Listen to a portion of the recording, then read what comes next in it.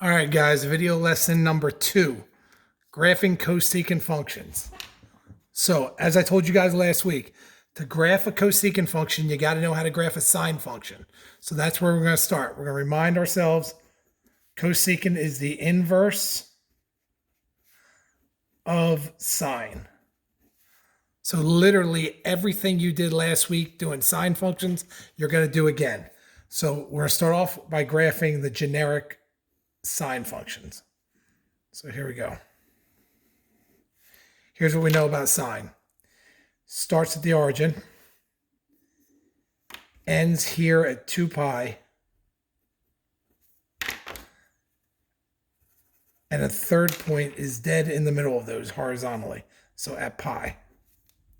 So those were your first 3 points. So nothing new about that. That's what we're always going to do, even for cosecant. Now we go in the middle of the first half and the middle of the second half. We're going to go up and down the amplitude. So for a sine function, the amplitude is just 1. So we'll go up 1 and we'll go down here to -1. Those are our last 2 points. And then normally we would do our curve like that, and that would be our graph. We're not going to connect them now because we're not actually graphing a sine function. We're going to graph a cosecant function. So let's talk about that for a second. These 3 points here at 0, pi, and 2 pi, if we go back to our unit circle and we look at 0 and 2 pi, that's where sine is equal to 0. And at pi, that's where sine is equal to 0. So all 3 of these points right here are where sine is equal to 0. Hopefully we know that since cosecant is the inverse of sine, if there where sine is equal to 0, then that means cosecant would be undefined because that's the inverse of 0. So what we're looking at for cosecant functions is the first point, last point, and middle point, instead of being 0 values, are going to be asymptotes because that's where the function is undefined. So there we go. So when we graph y is equal to cosecant of x, or any cosecant, it's going to have 3 asymptotes where the first, middle, and ending point are. All right, next 2 points. If it were a sine function, that right there would be a max because it's the highest point. So since I'm doing the inverse of that, that's going to make that a min point. Here's how we show min. For that to be a min, now it's not going to be the overall min because that's certainly lower than that. We're going to make it what we called a local min. So that means it's the lowest point of all the points around it. Here's how you show that. We're going to go parabola up from that point. And then this one, if it were a sine function, would be a min. So to make it a max, which is the inverse of min, we're going to do a parabola down.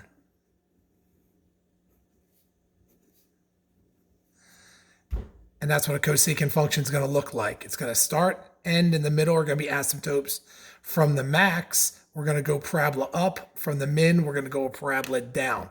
Now, the only other thing I need you guys to make sure you do is you have to erase that point, and that point. Because we're not going to leave points on asymptotes. Asymptotes are where functions are undefined, so it would be impossible to have a point there. All right, so that's what we're looking at right now. Let's try another example, or an actual example.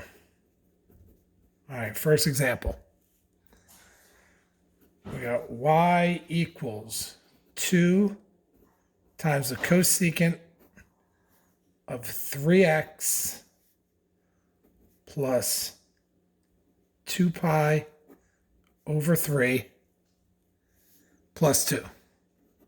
All right, so like I said before, there's nothing different about initially graphing cosecant than to graph sine. So here's what I want you to think about. Every time I give you a cosecant problem, essentially cross that out, put sine there, and graph that. Now, you're not going to connect the points. We have to do different things, but that's what you're doing. So because it's a sine function, I got to find amplitude, period, phase shift, and vertical shift. So that's what we always been finding for that. Amplitude in this case is 2, so we know that. Period, 2 pi over b, which is 3. No big deal there.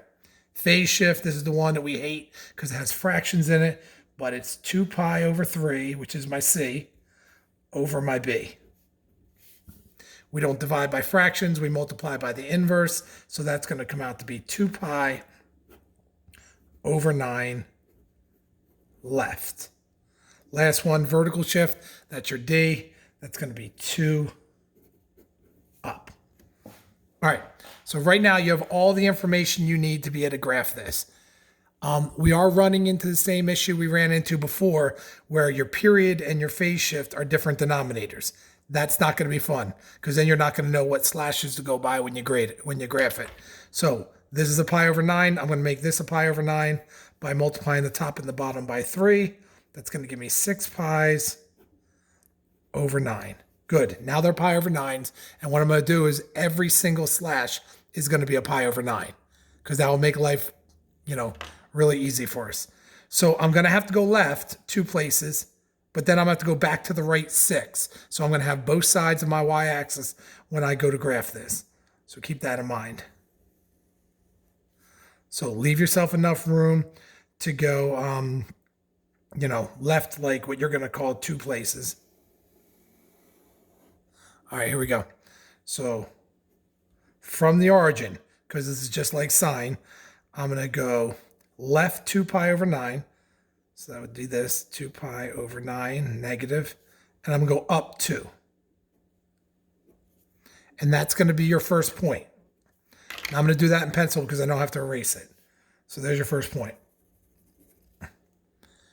Now, just like sine, just like cosine, I'm going to go to the right, whatever the period is. So I have to go 6 pi's over 9 to the right.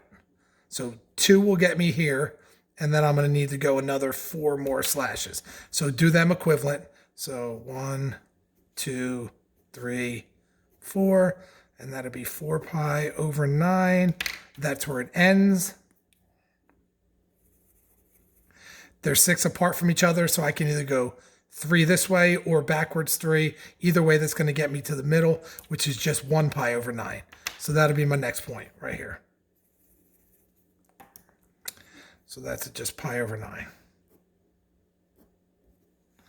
All right, now you got to go to the middle of each half and go up and down the amplitude. This one's positive, so it would go up to the max first. These are 3 apart, so I'm going to have to go like 1.5 over. And then I'm going to have to go up 2. So going up 2 is going to get me, my max is going to be here at 4. My min is going to be down 2, which is going to be 0. So that's not too bad. All right, so over 1.5. 1.5 is right about there-ish. And then I'll go up to 4. So that'll be that point there. That's the max of the sine function.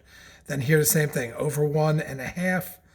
And then down 2 is going to put me on the x-axis, so right there. And that's actually where the point's going to be. Now, if I graph these as a sine function, I would go up, connect, and they'd all be good. But remember, not a sine function. So everything about this now, we have to do the inverse. These 3 points is where sine would be equal to 0. So cosecant will be undefined. So you'll always start, end,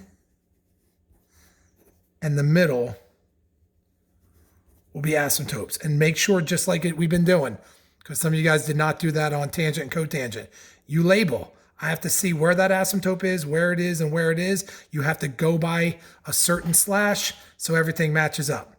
All right, this is a max for the sine function, which means for cosecant, it'll be a min, so there'll be a parabola going up. This is a min for sine, so it'll become a local max, so that'll be a parabola going down. It's pretty easy to remember, guys.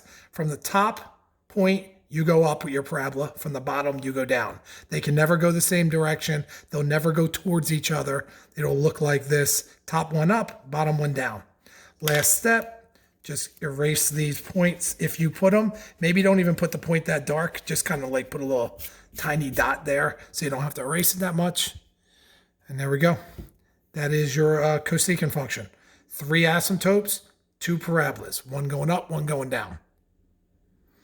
All right, I got one more example. All right, final example. Example 2. All right, so this one. Y equals -3 cosecant of 3/4 x minus pi over 2 plus 2. All right, this one I want you guys to try on your own because remember, again, you're just graphing this like it's sine. So if you could do nothing else, you should at least be able to graph that without any issues. Just don't connect the points, and then we'll make sure we can clean it up from there. So pause this, try it on your own completely, and let's make sure that we can do it. And then when you're done, obviously unpause it, and I'll be working it out as if you didn't even stop. All right, here we go. So same thing, amplitude, period, phase shift, vertical shift. So same way we've been finding them for sine and cosine. Amplitude is 3. Now, that negative, remember what that means. That means when you go to use this, you're going to go down to the min instead. So your hump won't go up, it'll go down.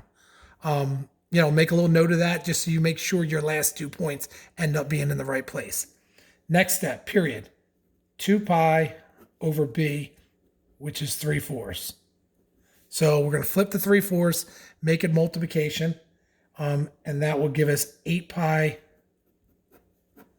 over 3. That's our period. Phase shift, c over b. So that's pi over 2, again over 3/4. Again, you're going to flip the 3/4 to 4/3. You're going to multiply it. That's going to give you 4 pi over 6, which would then simplify to 2 pi over 3. And it's subtraction, which means we're going to go right. And vertical shift, that's just your D. That's 2 up. All right, that's all your data. Unlike the last problem, it turned out that the period and the phase shift are both pi over 3s. That's good for our program because that means that all of our slashes that we can make when we go to graph it are going to be a pi over 3. Now, they're both even, so maybe you might want to go by 2 pi's over 3. So like 2, 4, 6, 8, 10. Remember, though, to do that, you're taking, into risk that you might not have a slash that you need for a middle or a middle of a middle. It's just easier. It's not that many that if you just draw a slash for every single one, life will be good. All right, so what do we got here? Let's do a little graphing. All right.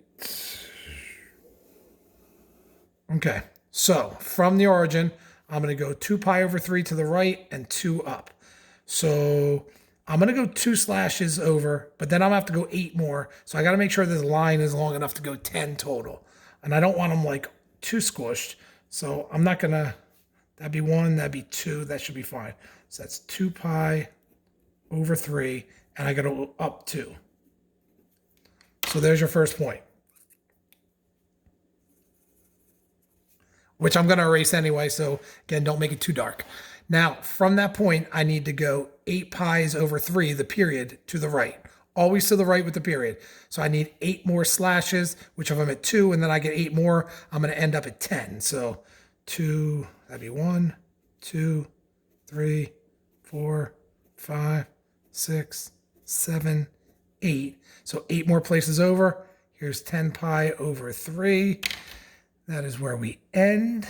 Good. Okay, then I need the middle there. So since I moved 8 places, the middle will be either 4 back or 4 up. Either way, you're going to be at 6 pi over 3. So if I go back 4, 1, 2, 3, 4, there is 6 pi over 3. Now remember, don't leave that because that can be simplified. So when we do quiz on this, which we will probably next week, take home quiz or not, you still got to make sure you can do it right. So this is going to be 2 pi. So always put, if anything simplifies, that you have a point there or an asymptote, make sure you do simplify that. So there's your third point. Now, those are just going to be asymptotes, but I'm not going to do them right now. I'm going to wait until I do my min and the max so that I can see everything as a sine function, because that kind of double checks and makes sure it's all right. All right, so here's the deal. I got to go to the middle of the first half, which is right here at 4 pi over 3, middle of the second half, 8 pi over 3, and I got to go up and down the amplitude. The amplitude's 3, which means my max is going to be up here at 5, and my min is going to be down here at -1. So that's where they're going to be. Just make sure you get them in the right place. So when I go to the middle of the first half, which is right here, normally I would go up for a sine function, but because this one's negative, that tells me to go down. So this point is going to be down here in the middle, here at -1. And then this one here is going to be up. This is going to be the one that's up to 5. And you're kind of good to roll right now. Like if you look at this, that looks like a symmetric sine function. So we can feel good that that would be right if it were sine. Now we're going to convert this to cosecant. So start with an asymptote. End with an asymptote. The middle has an asymptote. So there we go. They're done. We'll erase those points in a minute. That's a max. So for that to become a min, I have to draw a parabola up. Because if I drew it down, then it's still a max. So it has to go up to make it the opposite of what it was. Just keep that parabola in between your asymptotes. Don't touch it. Don't go over it. And that one's good. This is a min. I got to make it a max by drawing a parabola down. So there we go. Only thing we got left, erase these points. If you don't erase these points, I'm warning you now, you will lose points for every one you leave. So 3 points on a test or a quiz. So definitely don't do that. All right, guys, hopefully that's good enough. Again, like I've told you before, if you have any issues, shoot me a remind message. Some of you guys are putting comments on your homework when you upload it. You're making a little comment. That's good. But that means you already uploaded it, which means if there was an issue, I want you to do them right. So if you actually send me a message, I can maybe clarify it, and maybe everybody needs that clarification. All right. As usual, stay healthy, stay busy, stay out of trouble, and I'll see you guys again tomorrow, or talk to you tomorrow.